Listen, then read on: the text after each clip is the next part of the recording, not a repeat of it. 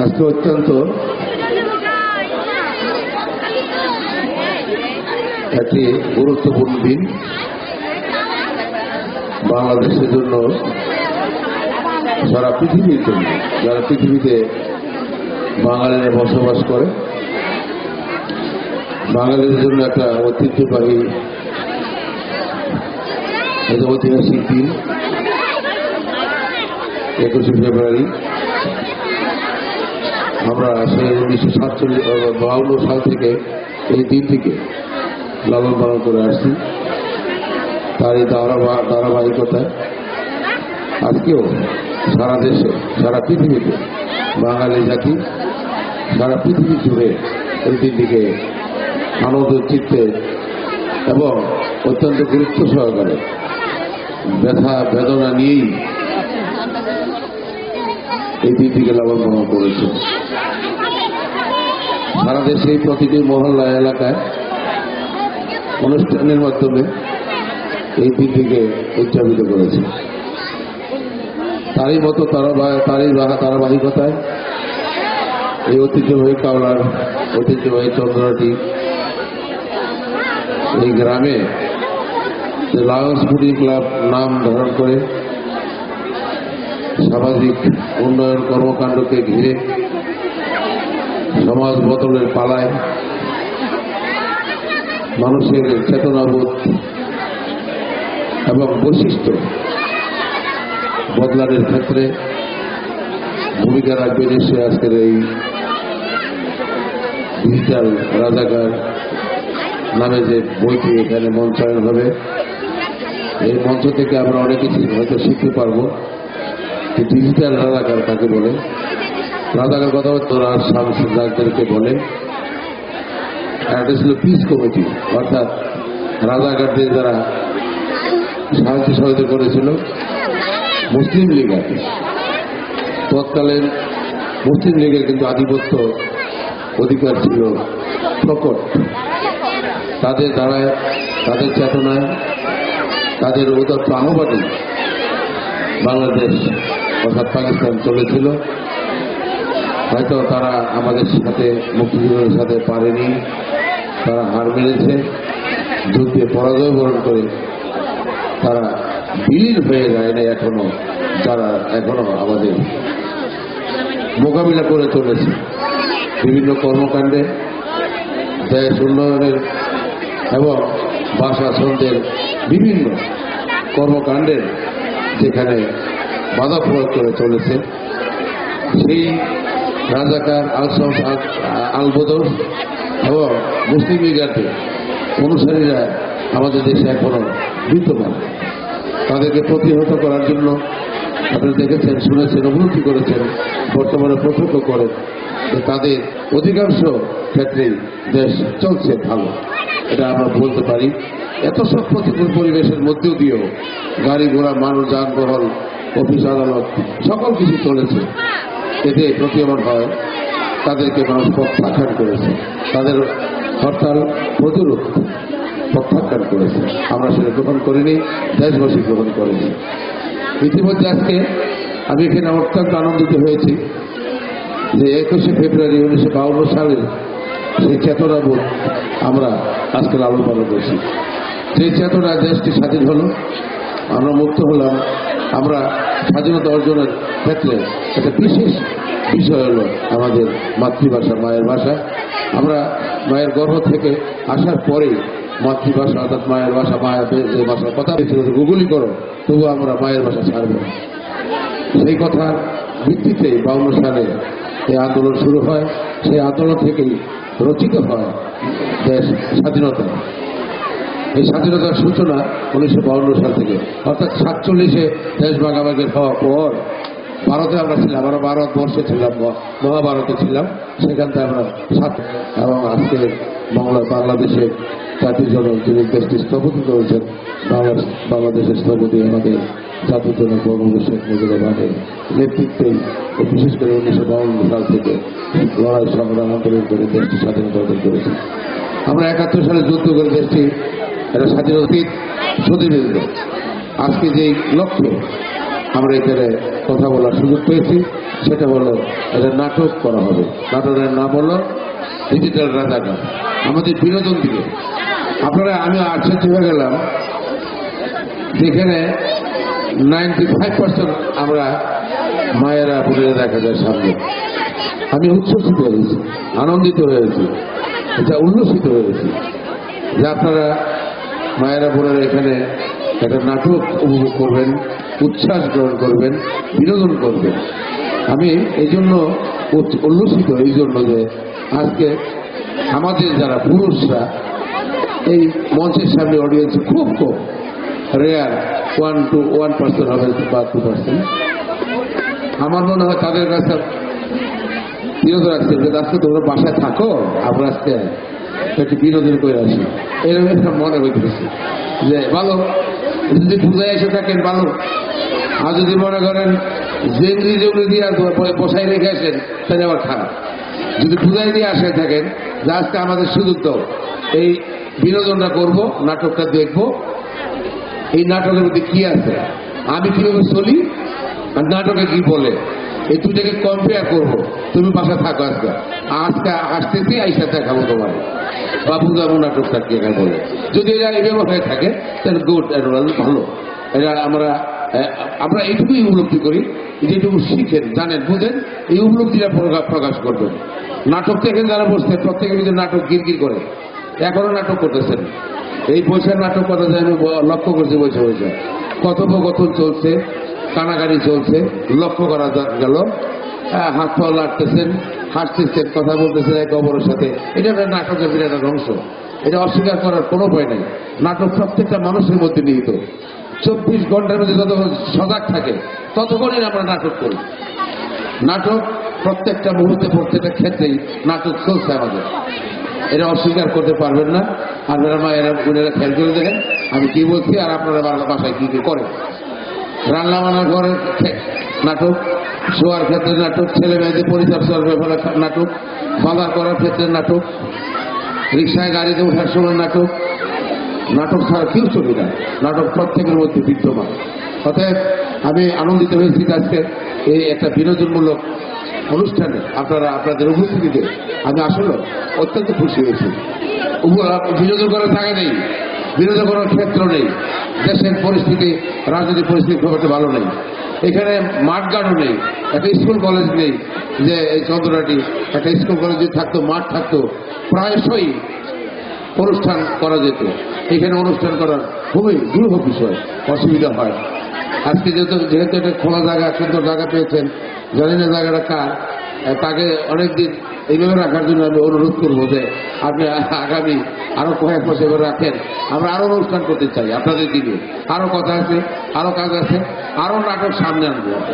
নাটক দেখে যেন আমরা উপলব্ধি করতে পারি জীবনটা কি, মানুষের কর্মকাণ্ডগুলো কি, এবং সমাজ কি, পরিবার কি, দেশ কি, এবং আমাদের করণীয় কি, এগুলোকে লক্ষ্য করা দরকার, বিচার করা দরকার। বিশ্লেষণে মায়ের এখানে বসে আছে, এটা একটা সমাজ বদলানোর একটা বিষয় হিসেবে আমি চিন্তিত করতে পারি।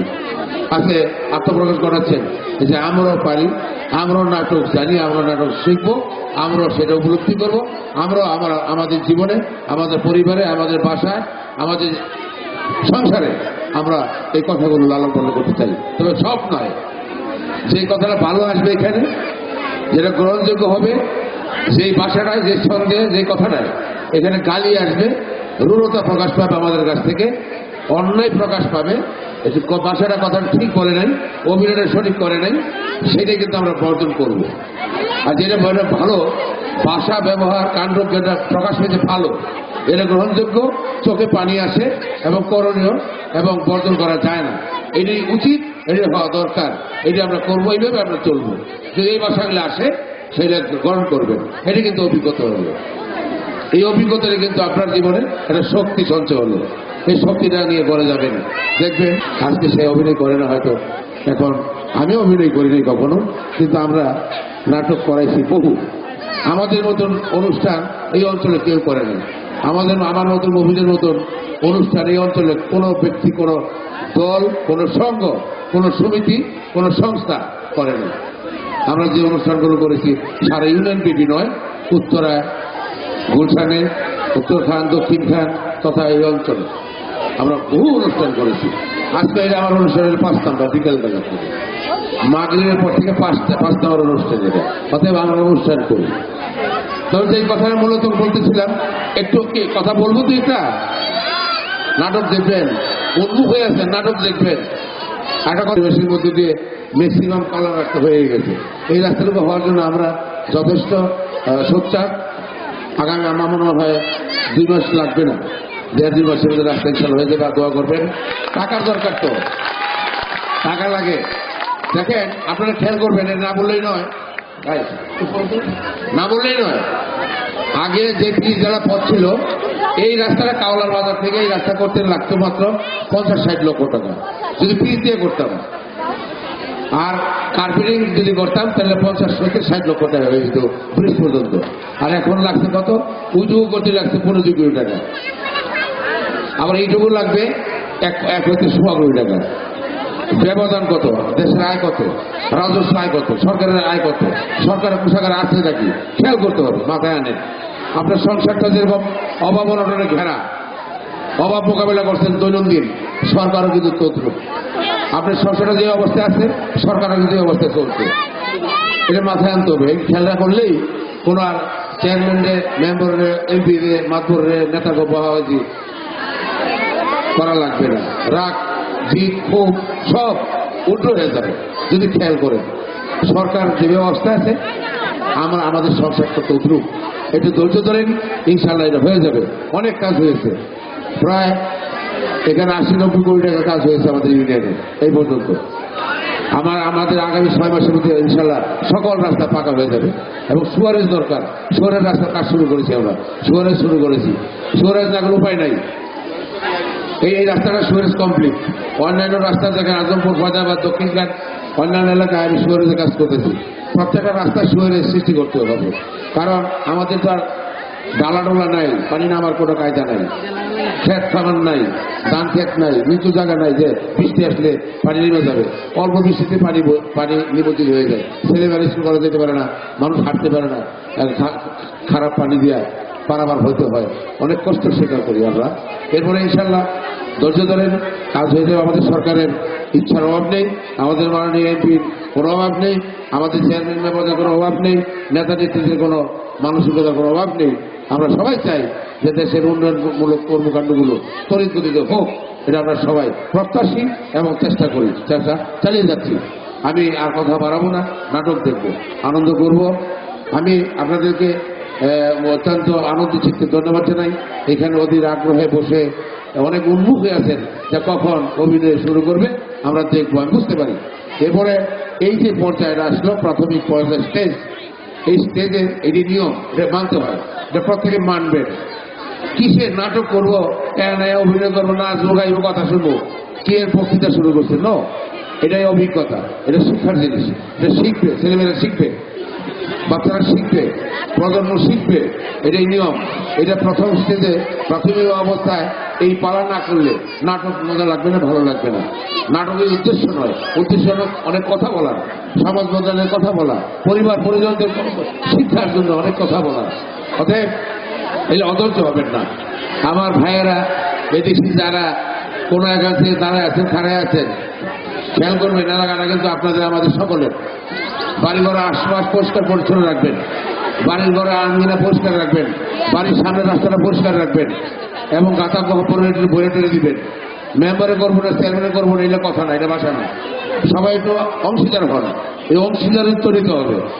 বাড়িঘর পরিষ্কার রাখেন, রাস্তাঘাট পরিষ্কার রাখেন, পরিচ্ছন্ন রাখেন, সত্য নিষ্ঠাকে লালন পালন করেন। মিথ্যা রাস্তায় না চলার জন্য আমি সবাইকে অনুরোধ করবো। মিথ্যা অবাঞ্ছিত কথা পিছনে করে লাভ নেই। গ্যাসের কথা বলছেন, গ্যাস ইনশাল্লাহ আগামী 2 মাসের মধ্যে ইনশাল্লাহ আমরা দেওয়ার চেষ্টা করবো। ইনশাল্লাহ দোয়া করবেন, মুখ করবেন ইনশাল্লাহ। আমরা অনেকটা কাজ আগায় গেছে, এটা অনেক দিনের প্রত্যাশিত বিষয়, অনেক দিনের কাঙ্ক্ষিত বিষয়। আমরা সেই কাঙ্ক্ষিত লক্ষ্যে পৌঁছতে পারবো বলে ইনশাল্লাহ আমরা দাবি রাখি। দোয়া করবেন। সকলকে ধন্যবাদ। আমি সবাইকে সালাম জানিয়ে, স্নেহ জানিয়ে কথা শেষ করতে, খোদা হাফেজ। জয় বাংলা, জয় বঙ্গবন্ধু। আসসালামু আলাইকুম। তার সুন্দর সুশৃঙ্খল বক্তব্য দেওয়ার জন্য এখন আমাদের মাঝে বক্তব্য দিবেন আজকের অনুষ্ঠানের সভাপতি দক্ষিণ খান ইউনিয়ন আওয়ামী লীগের সম্মানিত সভাপতি ৭১-এর বীর সেনানী আলহাজ মফিজউদ্দিন আহমেদ।